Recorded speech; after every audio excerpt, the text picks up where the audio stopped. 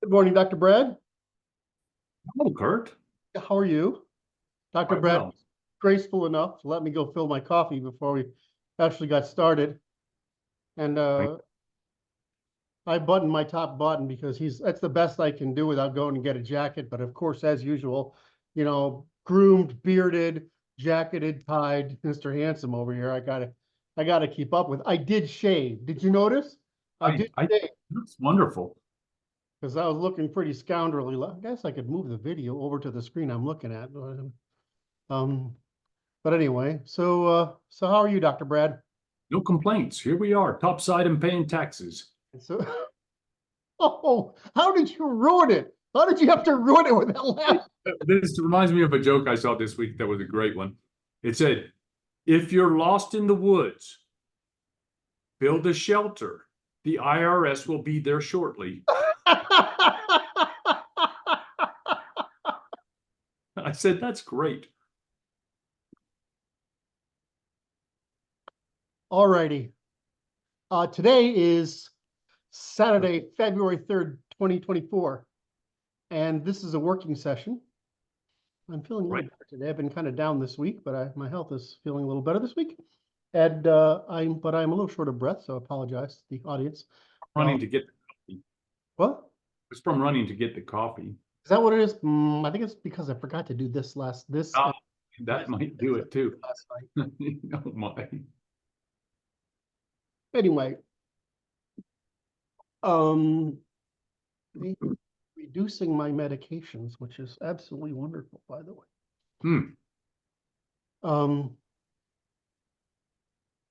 Anyway, so this is a working session. Right. This does not mean that Brad and I won't make fun while working. That's correct. That's because that's how you put up with talking about serious stuff like how evil the government is and how badly we need to fix it and such. So we have to stay in a good mood by mostly making fun of each other, which is kind of joyous, really. Although I give you way more material, so it's kind of an unfair. It's kind of unfair. I mean, I give you so much material. It's like pitching softballs. That's because I'm a B grade player. Thank you. God. All right. So we are working on the science. We're trying to finish the science because we've had some additional insights, which I'll mention in a moment. Before we get to that, I want to discuss something with you, Brad, because it's come up in a matter at the staff meeting. And that's that I'm trying to get, Martin really understands natural law. I mean, you can tell from his post on it. And I would like to see that lawyerliness develop in him by his mastery of what we would call legitimacy. Yes. All right. And what's the other one? Legitimacy. Well, I mean, I'd like him to cover lying. Legitimacy would include the criteria for legitimacy. And I don't think I said this clearly when I posted this. I asked him about this, but how to compose law. In other words, what does it actually look like when you say A, B, C, D, E, right? You must fill all these things in. So the most common one we say is you must state a positive ambition for legislation in addition to the negative prohibition, right? You must state the ambition, prescription, and the criteria by which this would be successful or fail. In other words, we're trying to make the legislation testable. And the reason is that we want it to be very easy for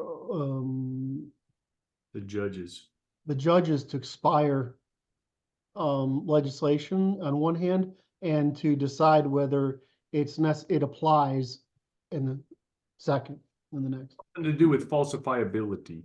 Correct. You are so smart, Brad. I wrote it down even. You do. Because I know I might forget. So God, I was looking for this. I was looking for this legitimacy yesterday, and I'm like, Jesus, you write a lot of shit. Just volumes of dense nonsense here. It's not nonsense. Of density is just amazing. Anyway, and you get into some little nitpit of it, and that's all you're thinking of, right? You're thinking of this little bit of it, but you forget this edifice that it's all constructed within, which is quite formal compared to how law is taught today as a series of cases, or Yes. how Anglo laws versus how continental law is stated much more like our constitutional law is stated. So when we're done, we're going to have three different. Well, we'll have three different. We'll have completed the common law science, right, to the point where where it retains its empirical and non-authoritarian origin. In other words, its natural origin versus the French continental authoritarian origin, to which the people are serfs. They can't. I always think it's funny, but the Europeans appear to be happy being serfs. Am I wrong in my interpretation? The farmers do not appear to be so happy. Well, because they do real work. I mean, the guys who do real work.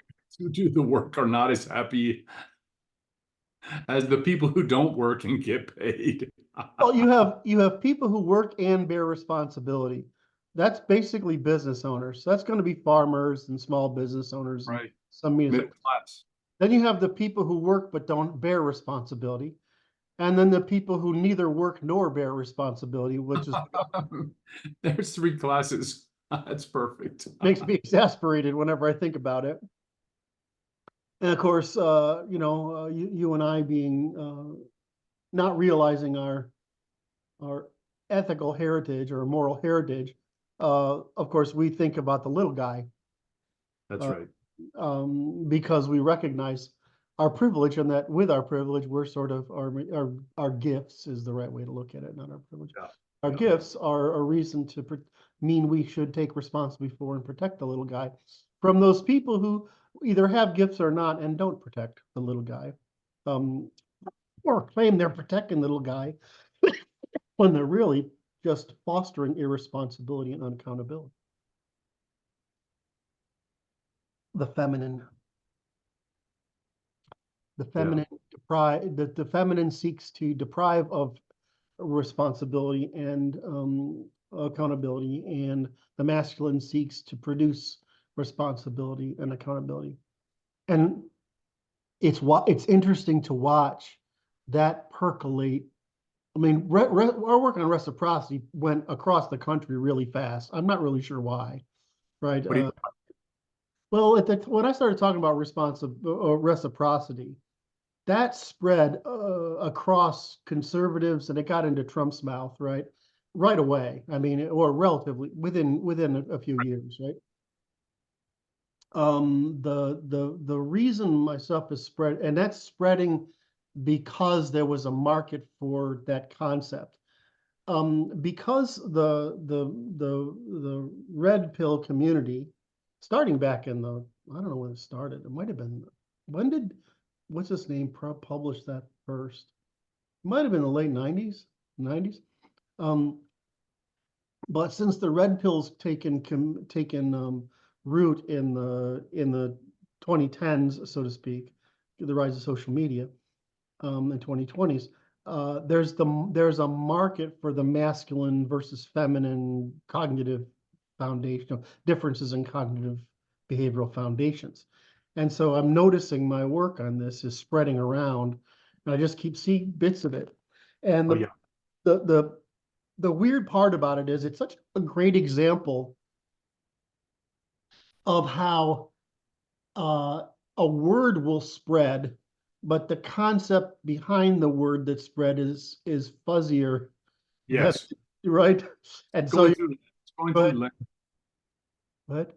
it's going through lenses. Right, and so the distortion field around it increases, even though it seems that in most cases the centrality of the principle does persist, which is kind of fascinating to watch this. I mean, it kind of fascinating to watch it spread around. But my work on the masculine and feminine, which was not what I considered central. I mean, it's not what I considered important in my work, right? But it's turned out to be what's important. It turns out to be really, really important. Really important, especially to other people. So, Which is what's interesting to me. It says so the verbiage and conceptualization acts as a medium of exchange between people. yes. And so we're coining it, and then it's just like Armstrong talks about. It's like the coin of the realm is counterfeited in other countries because the coin of the realm has a premium. Mm-hmm. And it's the same thing that's occurring. It's just distorted in the way it looks when it's being made by the guys in India instead of the guys in Byzantium. It's sort of like, well, I mean, that's a great example. Boy, I'm gonna suppress my autistic subconscious desires to run down that rat hole because of the glory, the explanatory power of that rat hole. So, but yes, that was a great example. What's interesting is how well the core concept sticks. The words make a difference. Yeah, well, the words become, well, this is what Richard, my favorite pedophile, what's his name? Richard. Oh my. Yeah, I actually know this guy. He's famous and early, he's the author of Word. Hell of a pedophile. He likes girls that are 13, 12, 14, whatever. He's one of those. I call him a pedophile, right? I think that's not too inaccurate. Boy, and the fucking guy's creepy and nuts, by the way. I just happen to know this guy fairly well, and he calls me the devil. I don't know if you've known.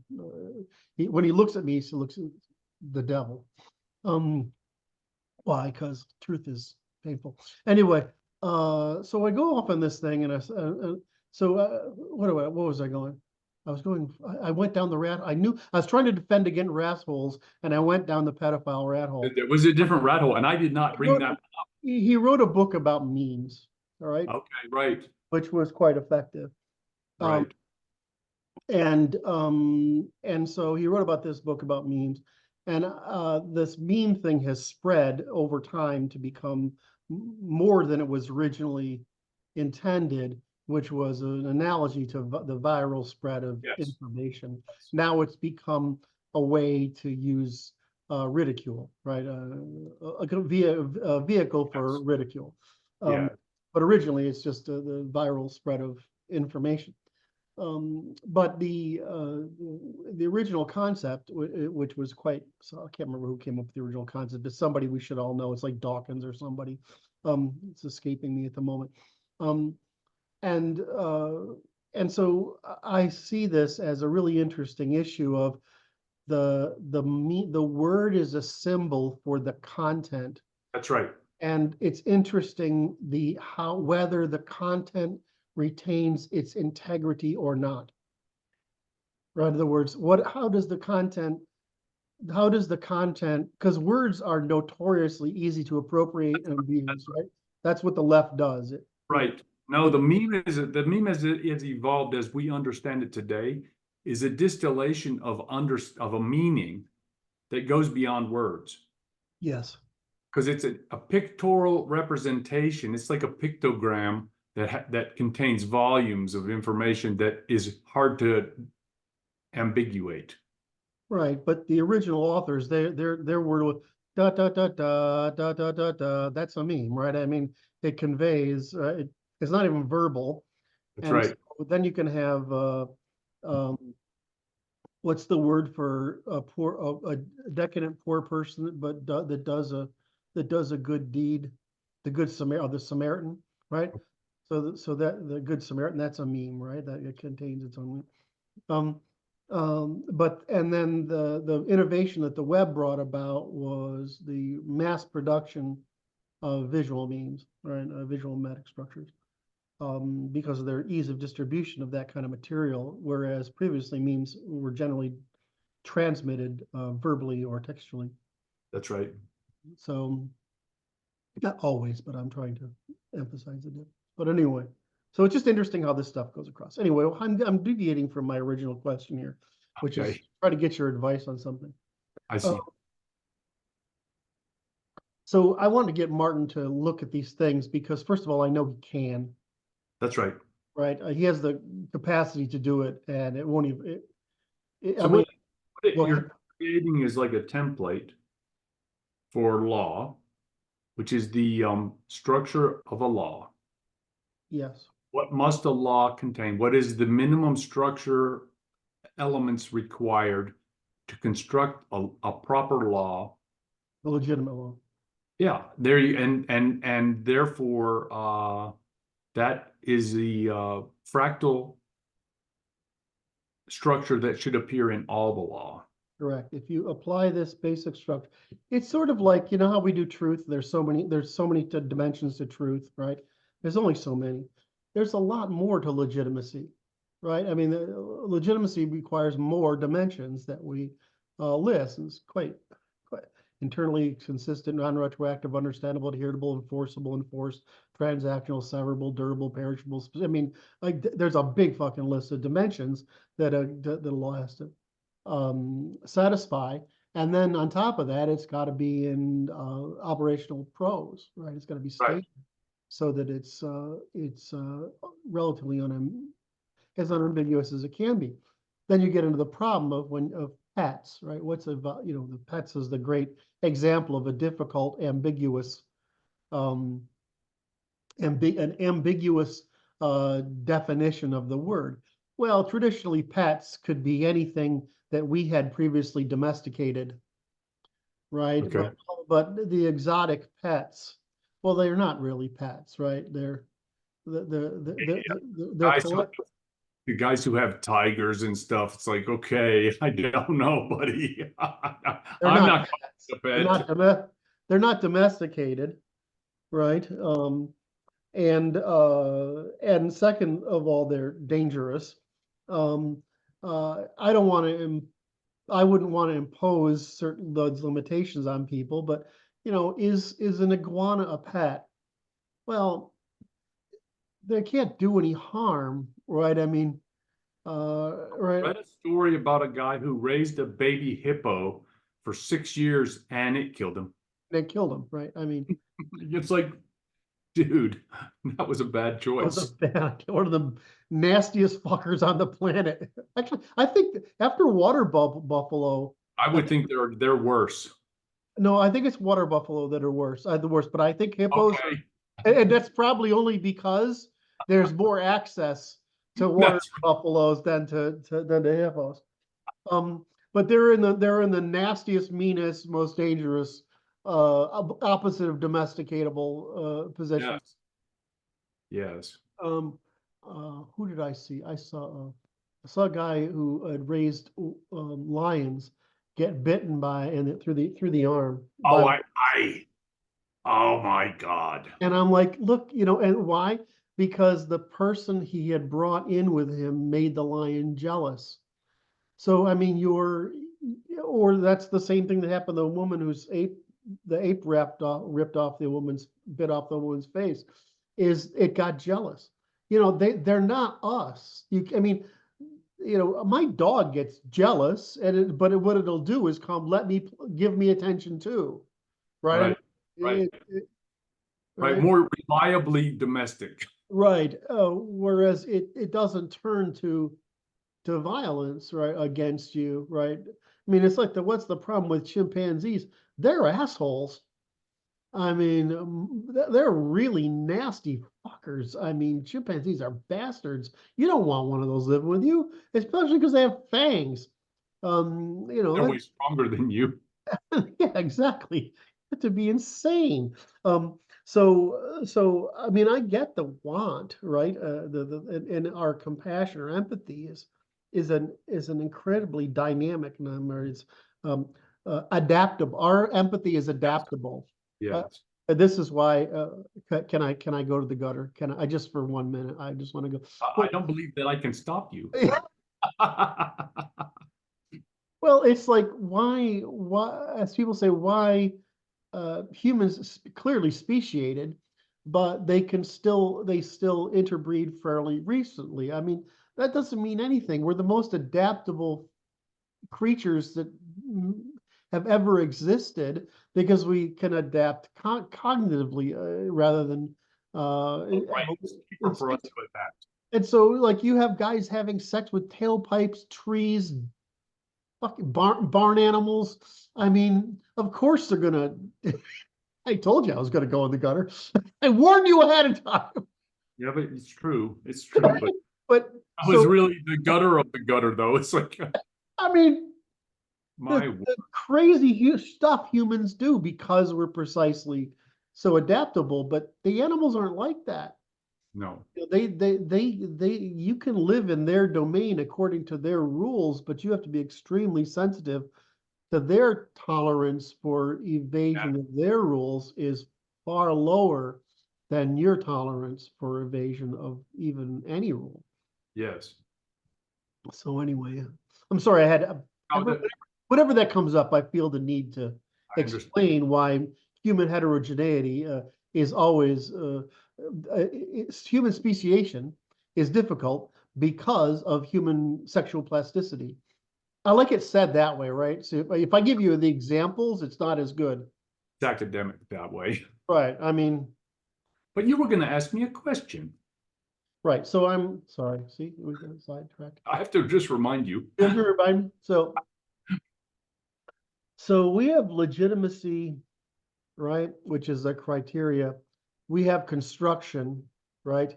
We have rights and obligations, and we have lying, which is essentially because irreciprocity is aside from lying is it's not different. Yeah, similar. Right, but the list of lying is, I mean, it's like legitimacy. If you're trying to eliminate, in other words, the problem of the sculpture versus the clay, this clay sculpture versus the stone sculpture. With the clay sculpture, it's pretty parsimonious, right? It's whatever you put there. But when you're trying to prevent all the means of lying, deceiving, it's a stoneworking problem. You have to remove a lot of dimensions of means of interference with it. So you have to deal with the causal density of irreciprocity. So my point is, my question is, I remember working through this with you. Okay. Do you remember working through this? What exactly are we referring to? I think you and I did legitimacy together, and I think I did reconstructibility by myself. I think that may be true. And I think I did, and I know I did the construction of rights, obligations, and alienations, as well as lying with Martin and Brandon. Okay. So I know that's right. I couldn't find legitimacy until yesterday, and now I can't find constructibility. Just like, okay, what's going on here? Even legitimacy, it seems like it's the short. I thought we wrote more than this. So what, you have a question yet? Yeah. I'm like, do you remember doing legitimacy with me? I do not remember that specifically.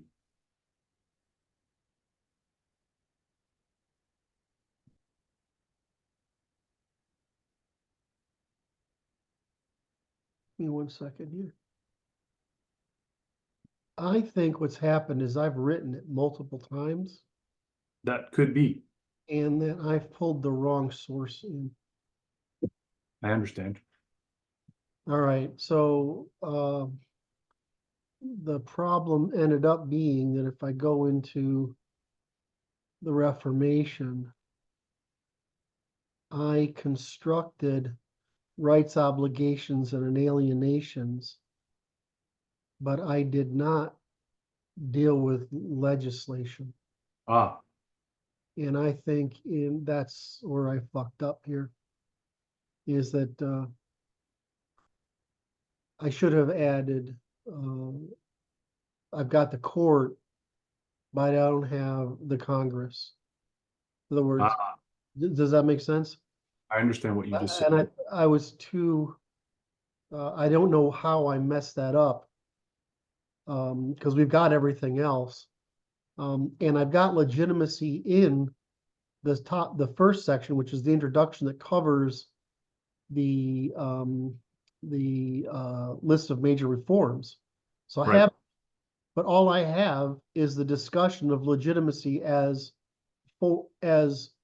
um, a set of reforms. I don't appear to have all the work on it, nor do I have a section in the Reformation on uh,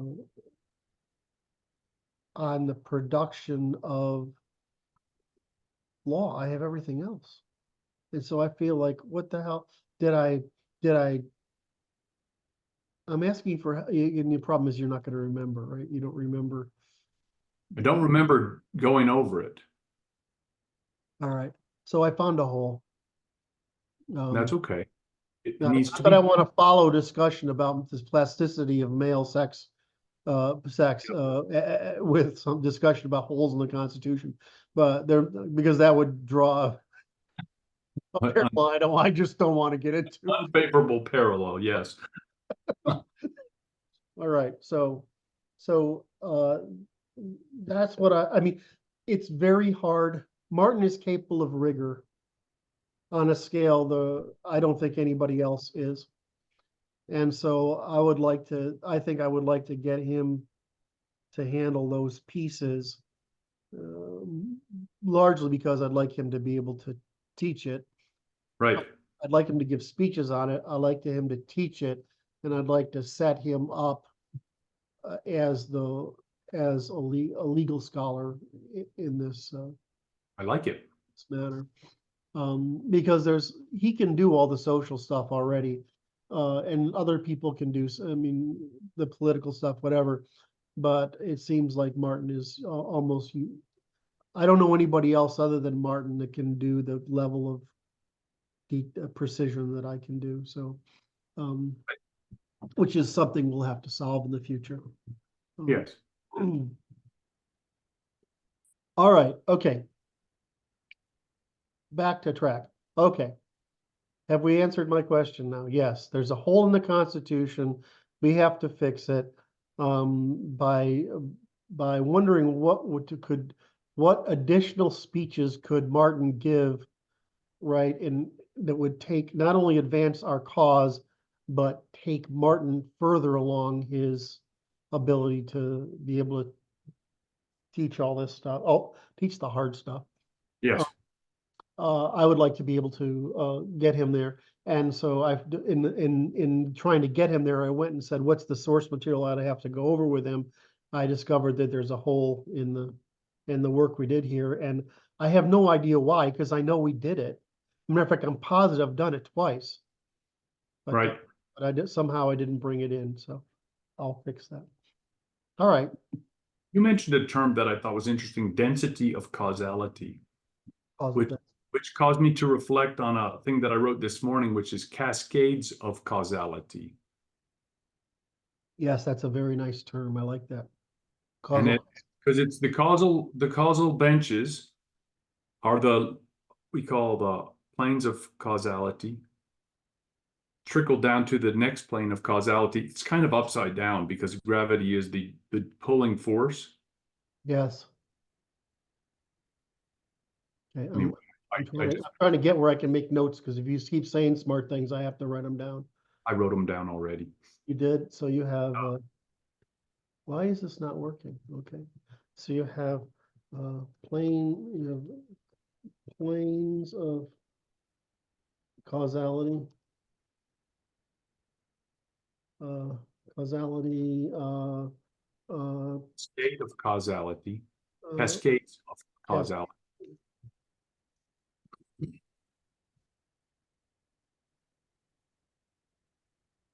and causal density.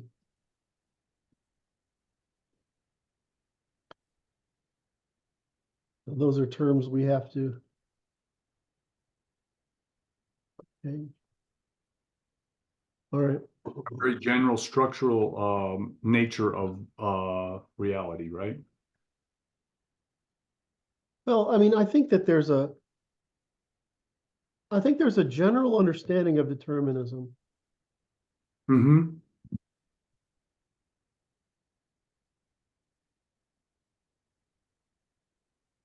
And I'm really kind of pissed at what's his name for writing his Sapolsky for this nonsense about the absence of free will. What a fucking idiot. And the problem is, I'm thinking about that in the back of my mind as well. I think there is a general understanding of determinism, and the problem of identity and free will. So my argument with free will is that it's the reason we're asking it is a question of marginal indifference, not a question of absolutes. Meaning that, do we have, I'm sorry, I had to switch screens here in order to, now I've got to find you again. I'll pull you over here and then go back to this window, this set of windows and where we're working. Okay, so when you're talking about free will, the original question is, do I have the choice between right and wrong? Well, it's not a question of between the infinite and the finite. It's a question of, given the choices available to me, in other words, the what I can foresee, right. Do I have the choice to make good or bad decisions, or moral and immoral decisions? That's an interesting function because it's the way you present is interesting because it was originally presented. No, it's a very interesting because it's true. It has to do with predictability, right? Prediction, and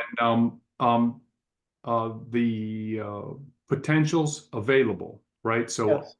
Opportunity. Yes. So there's something there. I'm writing it down. Free will. And it has to do with opportunity and prediction. People will do bad things if they think they can get away with it. And sometimes they don't care. And what incentives? And there's a preference, right? Yeah. So I would say that you covered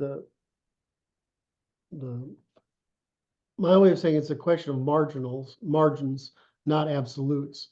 So it doesn't, it's like, given the field of choices that's available to me, hold on, I'm going to handle your predictions issue. Then do I have the capacity to choose between right and wrong? Well, I do. Right now, here's where you brought up right and wrong, moral and immoral, right? Reciprocal and irreciprocal, right? And what you were saying is, well, does that mean people can predict right and wrong? And what that means is, do you need to be enmeshed in the norms, traditions, and values of a population in order to do so? Well, I would say yes, right? You need to be enmeshed in them, because while immorality is universal, what constitutes morality in a context may vary because of the portfolio. Groups, right? Right, portfolio within groups. So if you're enmeshed in it and you're not incompetent, then you should be able to make the choices, for the simple reason that morals are those things that can become standards of measurement, or they can't become morals. Is that right? I mean, it's a self-limiting problem, right? If I can't predict things, right? It's like, well, if it requires calculus, we can't require, you can't require calculus to make a moral decision, right? It has to be ascertainable from your norms, traditions, and values. Right. Well, your instincts, norms, traditions, and values, because these are instincts, intuitions, norms, traditions, and values. Mhm.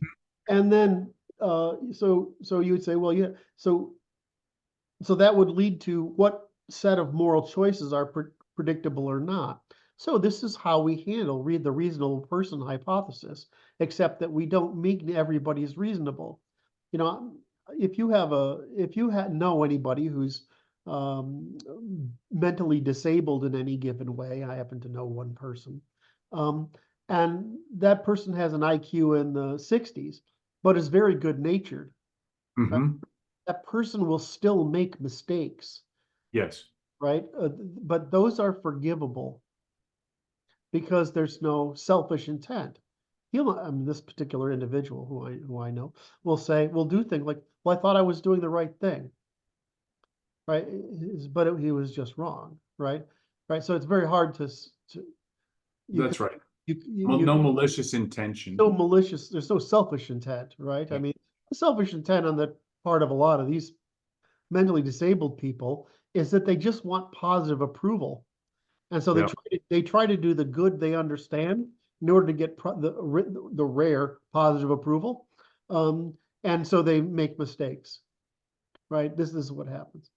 And conversely, you have very sophisticated people lie like a rug, Nancy Pelosi. I'm sorry, did that just come out of my mouth? I did. Or It was get back to the gutter, are we? Adam Schiff, Oh my. or maybe, or there's other, my favorite is a certain economist whose name I won't mention right at the moment. Um, these people are evil, right? They're bad people. Um, and so the problem is that those bad people are able to say get away with immoral thoughts, words, and deeds because they can do so outside the perceptive radius of the majority of the population, right? In other words, there's No, this they put out evil signals that most people don't recognize as as evil. evil, correct? And it's usually because they're taking advantage of the fact that they'll say something that sounds moral in a small group without realizing that it's actually a crime. It commits criminal externalities at scale. Because what they're really saying is, here's my favorite example. If you were, inside a group, we're responsible and accountable because we know each other. So therefore, everybody in the world will always act as if they're accountable and responsible, even when Yeah. they don't know each other. Well, of course, that's not what happens. In fact, what they're really saying is, I want to license on irresponsibility and inaccountability among people who don't know each other, but which is really the Democratic platform. I mean, that's really the Democratic platform. I want to license that which is unaccountable, immoral, unaccountable, and irresponsible when it's to people between people you don't know, specifically because you're not accountable. So I think your answer your this planes of causality, cascades of causality, causal density ends up in a lot of places. It certainly ends up in the context of what we call free will or moral choice, because causal density is actually quite high in Yeah. almost all circumstances. In fact, the reason we create myths, traditions, um, religious doctrines, traditions, norms, values, laws, is specifically to be able to create standards of measurement because of the causal density is often far too high for people to understand if it isn't provided for them. And what's odd is people become habituated, right, and indoctrinated into these norms, traditions, values, and whatever. And so they assume that, like gravity, they're universal and existential when they are not. Um, Right. and this is the problem, of course, of the Christian mind, which is saying that, or the European mind in general, thinking, hey, that the way we think is the way everybody would think if they were as enlightened as we are. So we must give them only the enlightenment necessary. And of course, that's not the case, because what constitutes survival, what constitutes cooperation, what constitutes morality in their context might be different, precisely because that ability to determine that prediction, right, decreases rapidly and in sophistication, and as such, trust decreases rapidly in the ability to engage in prediction. In other words, to experience trust.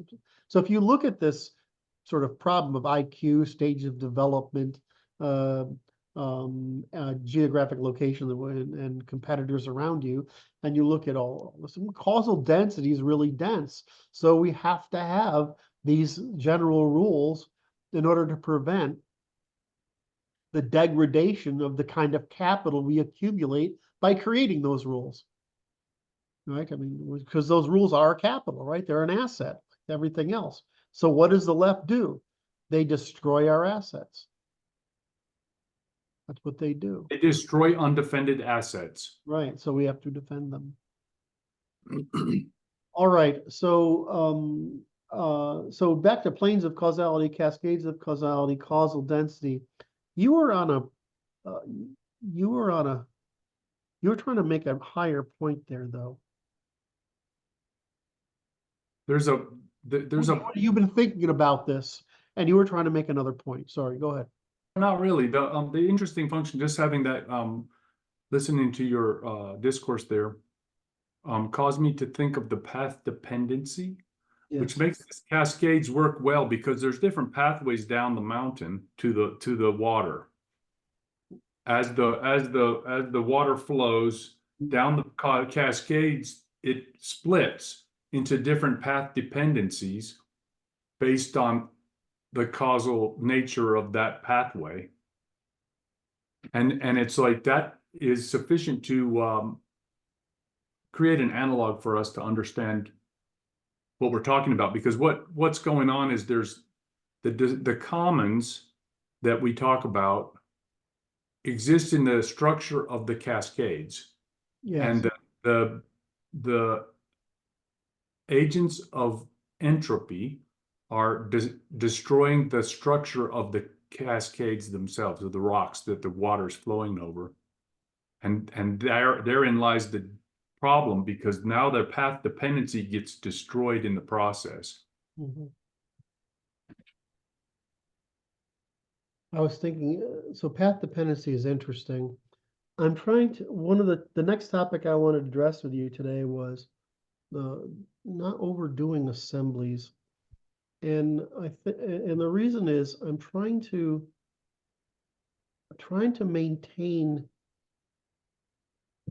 I don't want to overgeneralize it to the point where it loses its fundamental meaning. I understand what you're saying in the context of memes. Right. And so what we mean by an assembly is a set of components, each of which can survive independent of the others, but when brought together, perform some function. A novel function, yes. A novel function. And I call this a subassembly function, what you're talking about. The subassemblies can exist at the plane of causality and assemble into a larger assembly that has right. emergent properties. Now that's right. Now, the problem is that I don't want to divorce that knowledge from how it differentiates from all other parallel concepts. In other words, what we're describing, which is a method of construction, isn't meaningful as different. In other words, the term assembly isn't different unless we understand that the assembly itself how do I get to this?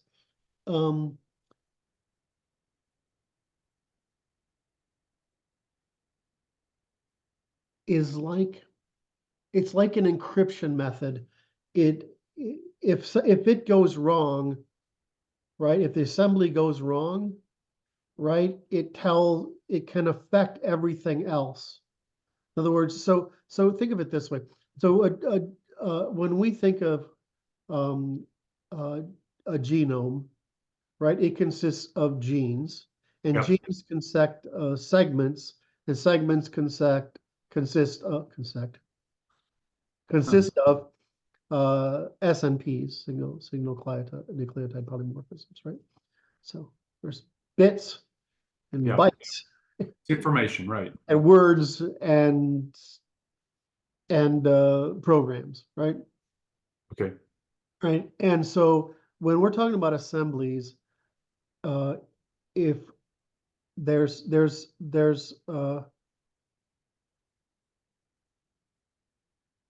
Or am I? Oh, sorry? I thought you froze. I was getting upset. No, I'm just I'm realizing I have to go find whatever words that they're using already, so I don't invent new words. That's right. Now we want to make our understanding match their understanding. Their understanding. And so I want to make sure that when we're talking about assemblies, we're not eliminating the thing that makes them unique, which is their informational content in the evolutionary sequence. Yes. And so I feel like that it's too easy to miss that the thing, while the thing is able to do work, there's a predictive capacity Yes. conveyed to the rest by this thing.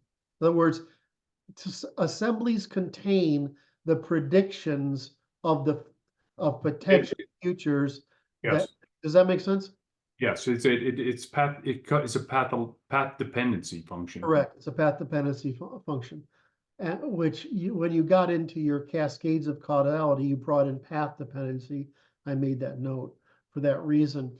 And so I want to make sure that we capture that path dependency aspect of it, because that's really what he's getting to, is that, remember when I said a couple years ago, the thing I'm not sure about evolution is why it doesn't fuck up more. And that's because of the robustness of the system. Well, it's because the assemblies are Yeah. They're solid. Right. And so what he was saying is that one of the ways you know this, the know quite a bit about something, is if the instruction set is there multiple times. Okay, right. So there's a resilience, right? I don't know. There's a name for it. Right. He's got. I should have prepped for this conversation a little more, because I counted on my memory being a little better than it seems to want to be right now. So I can hear the guy's words in my head, so but I can't put together the actual terms he's using.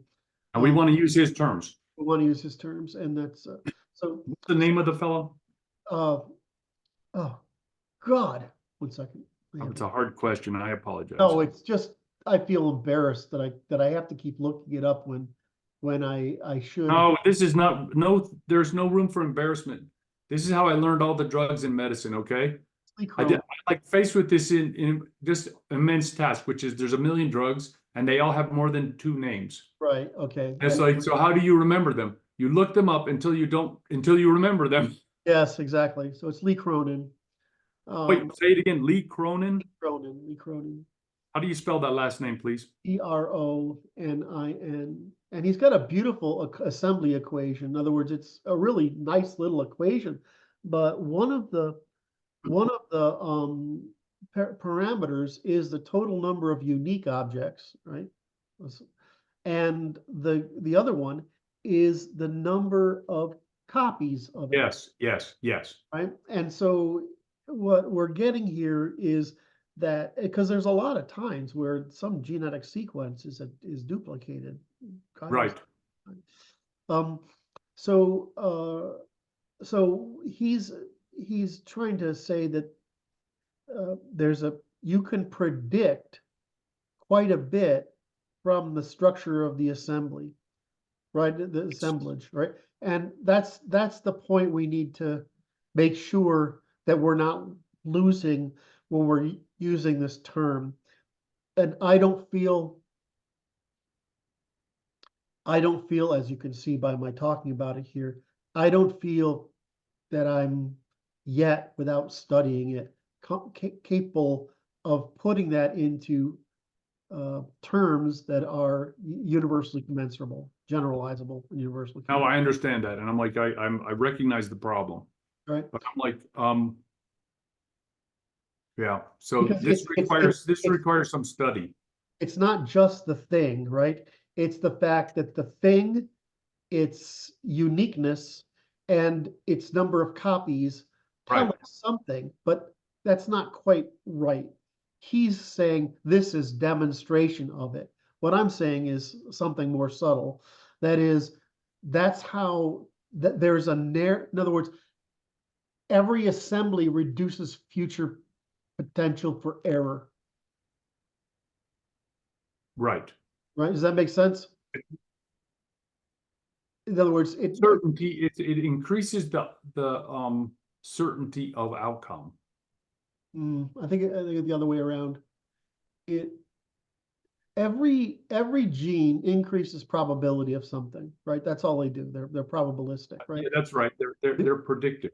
Well, we used to think that they were descriptive, right? They were mechanical parts, but they're mechanical parts that in some dance with other mechanical parts increase the probability of something happening, right? Statistical, yeah. Right. So you have all these fork events in the evolution of the embryo that sort of builds up into the entity, the organism, that there are all these fork points that are based on Yes. equilibria. And so it's that's why the gene expression is more random than we thought, right? Is because everything's probabilistic, not deterministic. And so there's something that those assemblies result in sort of, I always think of it as we have these little bit of mathematical expressions that test a sequence of data for its integrity, right? And we discount it if it isn't integral. And a checksum is what's called a checksum. And so these things form somewhat of that behavior, but they also narrow the future probabilities to things that will survive. Does that, in other words? Well, it's like this. It's like that's the measure of success, survival. Right. So, like when the thing I understand, the part of evolution I understand best of the human is the development and migration from the neural tube. And that's the thing I had to understand why neotenic evolution is so powerful and why neotenic evolution is so probabilistic, right? And so how do you make a thing, right? How do you make a thing extend its childhood so it develops cognitive agency? And it's hard. It turns out it's the opposite of what nature wants to do. Well, it wants to kill you. No, so when you say this, it's like this interesting path dependency toward probabilistic outcomes. Yes. It's like this, and it is aimed at producing survivable ones, because the ones that can't survive are destroyed. Dependency toward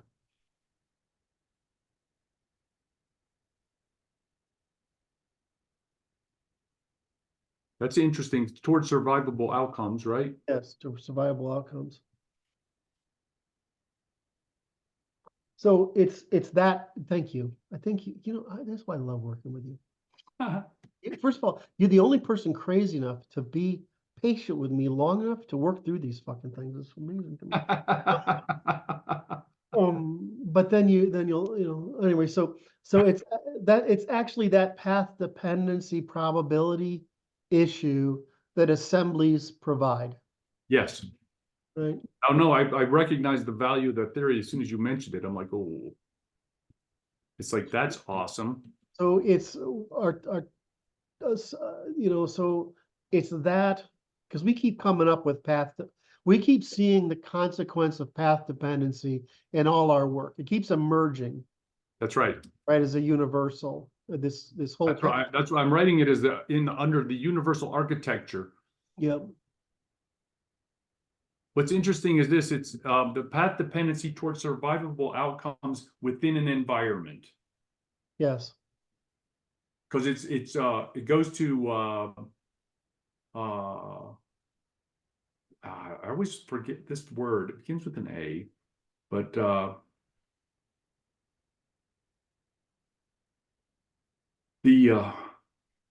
it's in a basic statement of what we do, which is it's competitive. What do we say? Competition, adversarial competition. Mm-hmm. If within the environment. Yes. That's all it is. And that path dependency towards survivable outcomes in a adversarial competitive environment, right? Yeah, let's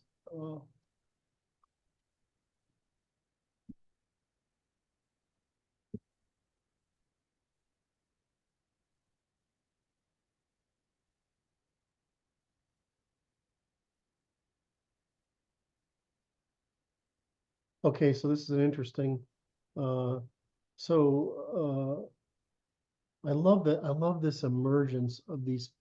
When we get a first principle right, it emerges everywhere.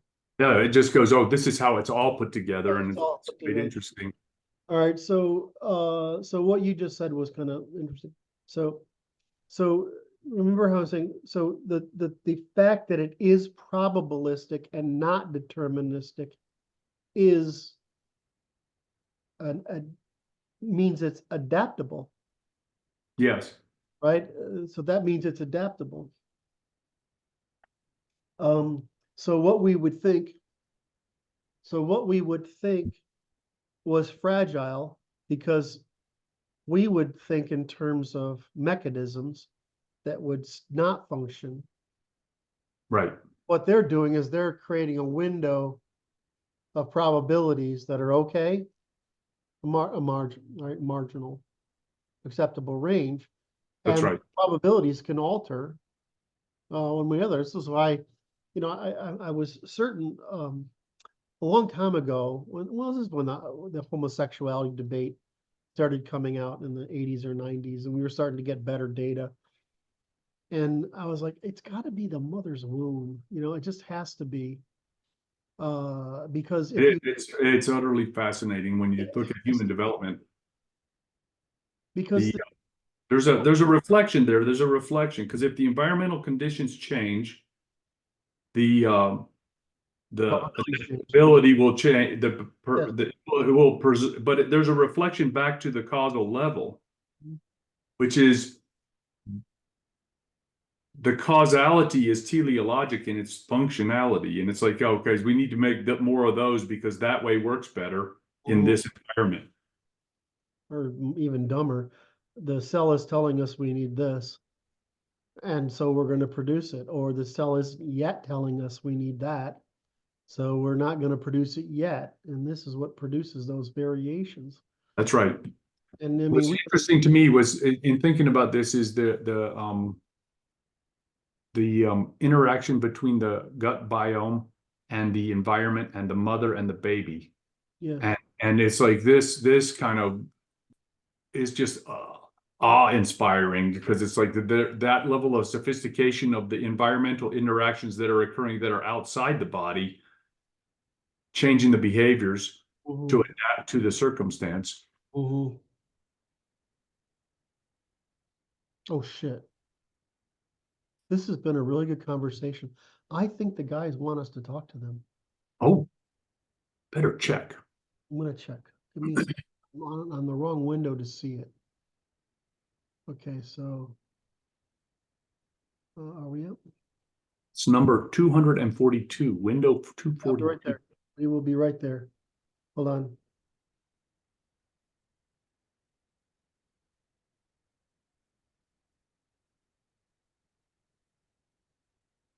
All right, where's the link? They have a, Where's, okay. you want to close this window and be Uh, done with this little conversation? Let's at least stop this conversation. That's all we have to do is stop it. There All you right, go. for a working session, I hope you people enjoyed this. I absolutely love this conversation because we made really good progress in it. The thing is, I want to make sure that we get to addressing writing it down while it's still in my head. I wrote it all down. I wrote a Okay. lot down. All right, so we're going to stop this recording and I'm going to move over to the staff meeting. Wait, so I'm gonna say my part. Please hit like, hit subscribe, notification bell too, and don't forget to tell Curt he looks great shaved. Oh, God. Should have never started this. All right. Bye.